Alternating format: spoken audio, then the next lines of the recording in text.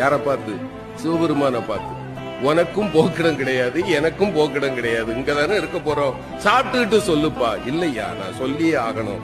அந்த ஏழை சிரித்து கொண்டே சொன்னார், என்ன பெருசா சொல்லிட போற, நீ யார், அவ்வளவுதானே, நான் சொல்லவா, நீ பரம்பொருள், இங்கு கோயில் கொண்டிருக்கக்கூடிய காசி விஸ்வநாதன், நீ சரிதானப்பான்னா. இறைவன் ஆடி போயிட்டான். ஞானிகளாலும் கண்டுகொள்ள முடியாத என்னை மகனே நீ எப்படிப்பா கண்டுகொண்டாயின்னா. அந்த ஏழை சொன்னா, இந்த ஊர்ல யாருமே என்ன மனுஷனா பார்க்க மாட்டாங்க ஐயா, என்ன பார்த்தா 100 அடி தள்ளி போயிடுவாங்க. ஆனால் என்னைக்கு சமமாக அமர்ந்து அழுகி போன என் கையில் இருக்கிற உணவை கூட உண்பதற்கு ஒருவன் கையேந்துவான் என்றால் என் கருணை கடலே, உன்னை தவிர வேறு யாரால் ஐயா இது முடியும்?